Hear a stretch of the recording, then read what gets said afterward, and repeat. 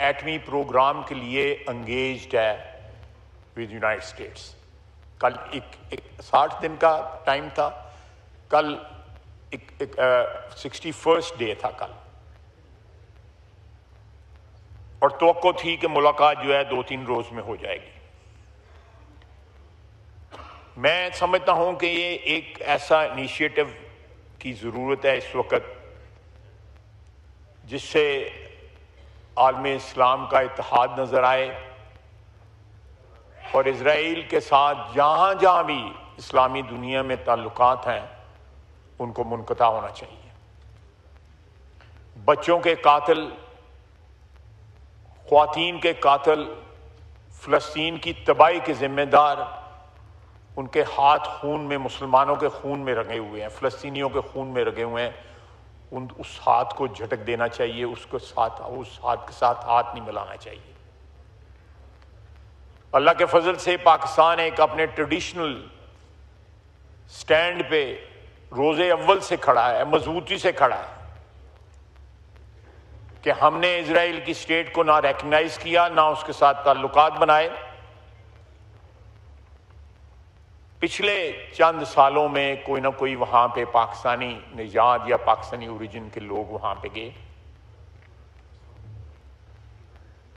और वो मीडिया ने उसको कवर किया।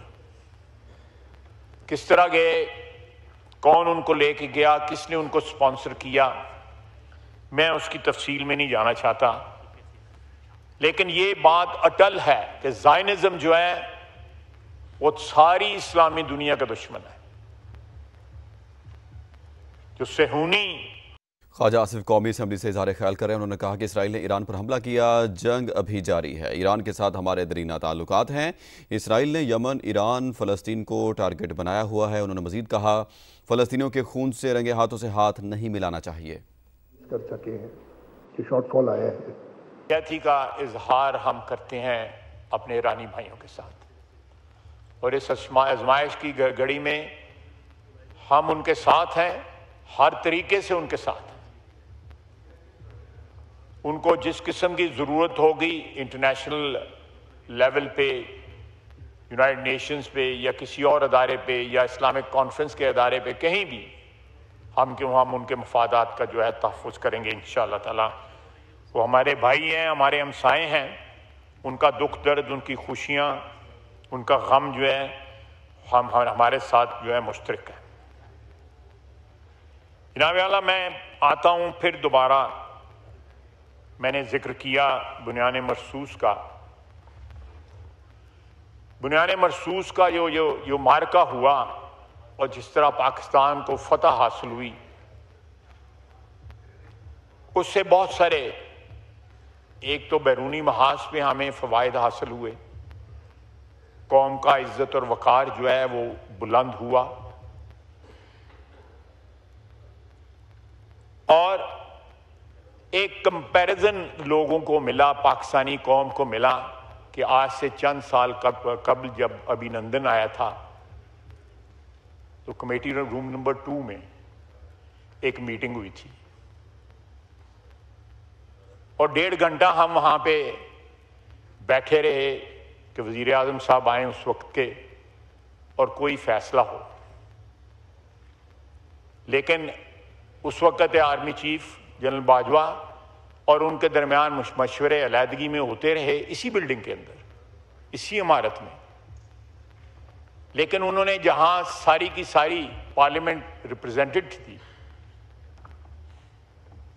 असद कैसर साहब भी वहां पे मौजूद थे, उन्होंने उसमें शिरकत से, लेकिन फैसला जो है जो कुछ हुआ वो आपके सामने है। हमने अभिनंदन को वापस किया और वो एक सरेंडर था। आपको याद होगा इसी ऐवान में टांगे कांपने की जो बात हुई, आपको भी टारगेट किया गया उस पर। ये सारा तारीख है और हम उस तारीख पे उस वक्त भी शर्मिंदा हुए, आज भी शर्मिंदा है कि आर्मी चीफ और उस वक्त के वजीर आजम ने मिलके कौमी वकार को ठेस पहुंचाई और जो फतह उस वक्त एयरफोर्स ने हासिल की, एक जहाज जो है पाकिस्तानी स्पेस को जिसने वायलेट किया उसको गिराया और उसके पायलट को हमने गिरफ्तार किया। लेकिन एब्जेक्ट सरेंडर जो है विदिन 24 आवर्स जो है हमने किया। क्या वजूहत थी मैं उसकी तफसील में नहीं जाना चाहता, लेकिन अब जो हुआ फॉर्चुनेटली मेरे लिए ये बड़ा फख्र का मुकाम है कि मैं उस सारे प्रोसेस का हिस्सा रहा। जिस तरह बुलंद हौसले ने, मैंने दोनों सिचुएशंस देखी ना, उस वक्त जनरल बाजवा साहब का और वज़ीर-ए-आज़म का भी हौसला देखा उस वक्त के, और इस वक्त भी मैंने हौसले देखे अपनी अफवाज के जो चीफ थे तीनों के, उनके हौसले देखे। उस रात जो है आधी रात को ये फैसला हुआ कि हमने रिएक्ट करना है, रिटेलिएट करना है, जवाब देना है। फजर के बाद 2-2:30 बजे फिर इंडिया ने हमला किया और फिर उसको जवाब दिया गया जो फैसला कुन था। किसी मरहले पे ये 10, 15, 20 रोज शायबा भी ना आया। बड़े इंस्पायरिंग थे हमारी अफवाज के जो हौसले थे, बड़े इंस्पायरिंग थे। बड़ी मुद्दत के बाद जो है रियासत में जो है एक एतमाद आया, हम लोगों को एतमाद आया, अवाम को एक एतमाद आया कि हमारे मुहाफ़िज़ जो हैं वो दलेर हैं, रेजोल्यूट हैं और उनके हौसले बुलंद हैं और पाकिस्तान के चप्पे चप्पे की हिफाजत करेंगे। और जो हमारी एयरफोर्स ने कमाल दिखाया, जिनके जहाज थे वो भी आशश कर उठे, वो भी आके पूछते हैं कि ये जहाज हमने तुम्हें दिए थे, NH की लाया है जी, जरा कमाल दिखाया ये उनको भी नहीं पता। ये सारे का सारा जो है इंडिजिनस जो है हमारी टेक्नोलॉजी, हमारे बच्चों ने, हमारे जो साइबर वॉरियर्स ने, वहां पे जो है स्टेडियम की लाइटें चली गई, IPL बंद हो गया, पानी रिलीज हो गया डैम्स में, ग्रिड बंद हो गए। ये सारी बातें जो हैं, ये सारे हमले जो है, जो साइबर अटैक्स ये थी, ये हमारे बच्चों ने किए, हमारे जवानों ने किए, साइबर वॉरियर्स ने किए। हमें हमें जो है इस फतह के ऊपर जो है तमाम उम्र जो है ता क़यामत जो है फख्र होगा कि किस तरह ये जंग लड़ी गई और पूरी कौम जो है मुत्तहिद होके अपनी अफवाज के पीछे खड़ी थी। एक पूरी नस्ल को जो है हमारी अफवाज की जो लीडरशिप है उसने इंस्पायर किया है। रियासत के अंदर एतमाद जो है वो कहीं नीचे था, वो आसमान को छू रहा है। जनाब स्पीकर, बजट के दिन है, फौज की मजबूती और मईशत की मजबूती दोनों हैंड इन हैंड चलते हैं।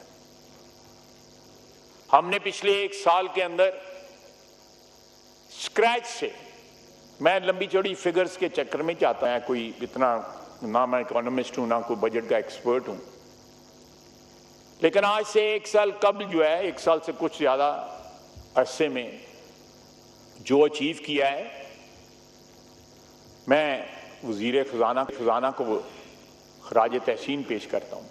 वो गैर सियासी शख्स हैं, टेक्नोक्रेट हैं, बैंकर हैं,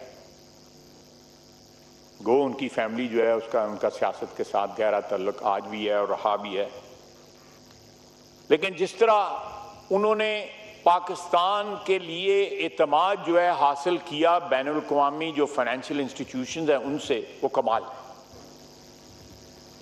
और मेरे सामने ये फिगर्स हैं, मैं कोशिश करता हूं कि उनको पढ़ूं कि -0.2% से हमारा GDP ग्रोथ जो है, रियल GDP ग्रोथ, वो +2.7%।